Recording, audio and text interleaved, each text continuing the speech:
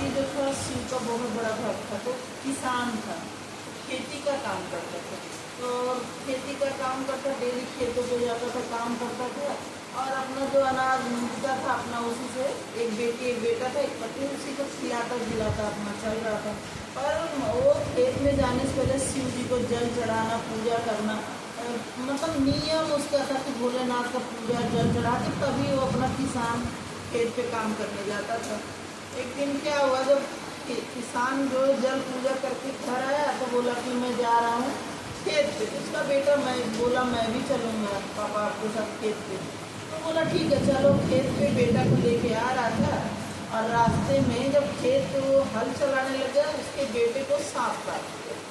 उसके बेटे को सांप काट लिया। अब वो क्या था कि शिव का बहुत बड़ा भक्त था, तो उसको ये लगा कि बाबा मेरे बेटे को सांप कैसे काट सकता है, मैं आपका इतना पूजा आराधना जल पूजा आपका इतना बड़ा भक्त हूँ, तो मेरे आप रक्षा क्यों नहीं किए, आप मतलब आपका मैं भक्त हुआ और मेरे बेटे को सांप काट दिया। बस ये करके वो रोने लग गया।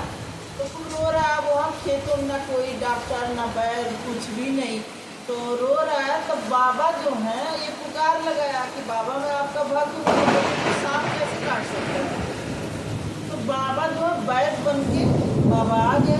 बाबा वैद बन के आए, उसके बेटे का जितना जहर था वो सब निकाले और उसके बेटे को वैद अपना मलहम चंदन लगाए। अब उनका बेटा एकदम किसान का ठीक हो गया।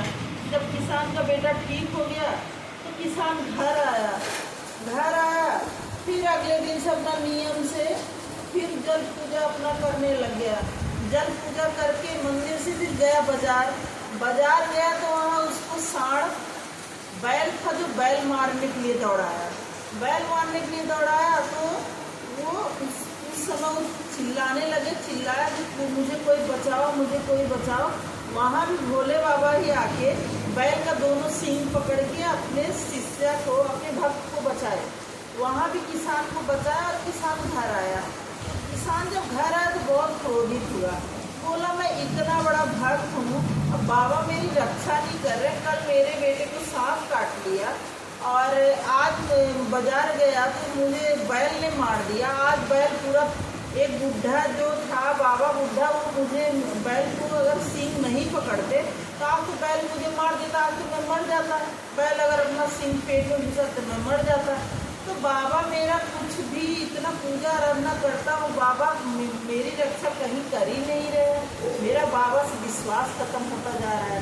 तो ऐसे करके फिर घर आके बहुत क्रोध में था। फिर अगले दिन क्या हुआ, बहुत क्रोध में सोया। अगले दिन मंदिर फिर सुबह गया, जल पूजा किया, बोला बाबा आप मेरे से प्रसन्न, मेरे पूजा से आप प्रसन्न नहीं हो, जो 2 दिन से मेरे साथ इतना घटना घट रहा, मेरा बेटा का जान जाते जाते बचा और मेरा जान कल चला जाता, बैल मुझे सींग मार देता। तो बाबा आप ऐसा क्यों करें, मेरी रक्षा क्यों नहीं कर रहे हो, आप इतना पूजा आराधना करता हूँ और आप पे मैं भरोसा करता हूँ आप मेरा रक्षा करोगे, पर आप मेरा रक्षा नहीं कर रहे हो बाबा। तो बाबा सोचे कि इतना या विश्वास कर रहा मेरे ऊपर, तो मुझे कुछ इसके लिए करना पड़ेगा, अपने भक्त के लिए कुछ करना पड़ेगा। तो वो खेतों में जब किसान गेहूं बोने जिस दिन गया, किसान खेत में गेहूं बोया, तो उस साल किसी को गांव में किसी का गेहूं अच्छा नहीं हुआ।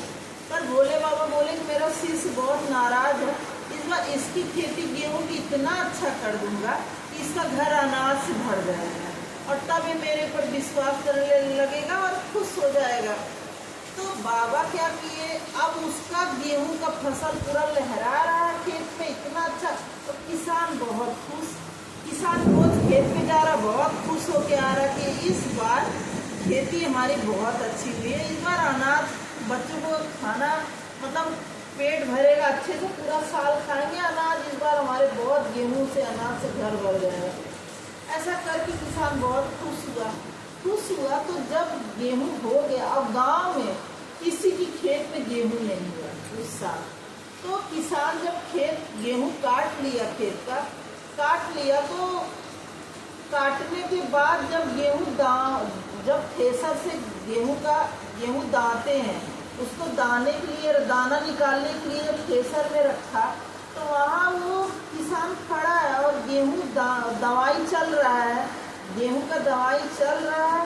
तो बहुत दवाई हो गया, तो पर वो किसान सोचा कि आज गेहूँ यही छोड़ देता हूँ और थोड़ा बचा दवाई के लिए, कल करूँगा, आज मैं बहुत थक गया हूँ। उसके बाद क्या हुआ कि वो चला गया घर। अब लोग, जिस गाँव में किसी का गेहूँ नहीं हुआ तो लोगों ने उसमें जहर मिला दिया। किसान के गेहूँ लोगों ने दुश्मनी से जहर मिला दिया, जहर मिला के छोड़ दिया गेहूँ। अब अगले दिन जब किसान दवाई करने के लिए आया कि जो बचा गेहूँ उसको मैं थ्रेसर में डाल के दवाई कर लूँ, तब अनाज अपने घर ले जाऊँ। अब इतना तेज घटा काला घेर रहा है, तो किसान कह रहा है, भोले बाबा कृपा करो, मेरा गेहूँ इस बार अच्छा हुआ है, बहुत संकट के बाद कि मेरे साल भर मेरा परिवार अच्छा से खाना है। बाबा बारिश नहीं होनी चाहिए तो मेरा पूरा गेहूँ बह जाएगा और मेरा पूरा अनाज बह जाएगा। बाबा कृपा करो कि बारिश ना हो। पर काला बादल घेरते उसको मनाते मनाते भी खूब बारिश हुआ तो उसका पूरा गेहूँ बह गया, गेहूँ बह गया पूरा। जो बचा वही थोड़ा बहुत बच गया। अब किसान वही रोने लग गया, अपना सर पटक पटक के कि बाबा आज फिर मैं आपको मनाता रहा कि मेरे बच्चे अच्छे से साल भर खाएंगे, बाबा बचा लो बारिश ना आए, बाबा बारिश ना आए, मेरा गेहूँ बह जाएगा। बाबा आज भी आप मेरी मदद नहीं किए, आज भी ये बारिश आया और गेहूँ पूरा बह गया। अब बाबा मैं परिवार को क्या खिलाऊं? एक खुशी को आप दिए थे कि खेती इस साल अच्छा हुआ, किसी का अच्छा नहीं हुआ, मेरा हुआ, तो इसको भी आप बर्बाद कर दिए, भी बह गया। बस क्या हुआ कि वो वही अनाज जब बह गया तो गुस्से से शिव मंदिर चला गया। शिव मंदिर पे जाके शिवलिंग पे पूरा सर पटक पटक के पटकता रहा और बाबा से कहता रहा, बाबा आज ये पूरा मेरा गेहूँ बह गया, ये भी खुशी आप मेरे को नहीं, ये भी खुशी मुझे नहीं मिली। बाबा मेरा विश्वास आपसे टूट रहा है, बाबा क्यों मेरी मदद नहीं करते? बाबा मैं आपको मनाता रहा, बाबा बारिश ना हो, बाबा मेरा गेहूँ बह जाएगा, बाबा मनाता रहा, पर बाबा बारिश हुआ मेरा गेहूँ बह गया। अब इतना सर पटका कि उसके सर से पूरा खून से शिवलिंग पे पूरा खून शिवलिंग हो गया। फिर बाबा को प्रकट होना ही पड़ा। बाबा प्रकट होके बोले कि मतलब शिष्य तुम इतना नाराज मुझसे क्यों हो? बोला मैं नाराज क्यों ना हूँ, पहले दिन मेरे बेटे को सांप काटा, मेरे बेटे को ही सांप काटा और एक वैद्य ने आके जान बचाया मेरे बेटे का। आपका पूजा करता हूँ, आप पर पूरा विश्वास करता हूँ कि मेरे परिवार का आप रक्षा करेंगे, मेरी रक्षा करेंगे, पर आप कुछ नहीं किए बाबा। अगले दिन मैं बाजार जाता हूँ तो मुझे बैल सींग से मारता है। वहाँ मुझे एक बुढ़ा बाबा अगर उस बैल का सींग नहीं पकड़ता तो उस दिन भी मैं मर जाता। वो बुढ़ा बाबा बचाए।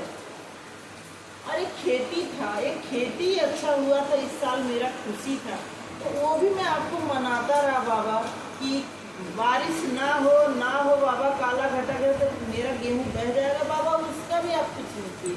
तो मैं इसलिए कारण बहुत दुखी हूँ।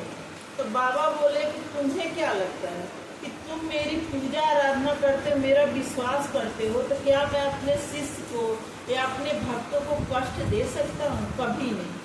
जो तुम्हारे बेटा के जब सांप काटा, वो जो वैद्य आए थे वो मैं था, वो वैद्य के रूप में मैं था, भोले बाबा। और जब बाजार गए तुमको बैल मारने के लिए आए, वो बुढ़ा कोई और नहीं था, सींग पकड़ा बैल का, वो मैं था। कहाँ भी मैं भी तुम्हारी रक्षा किया।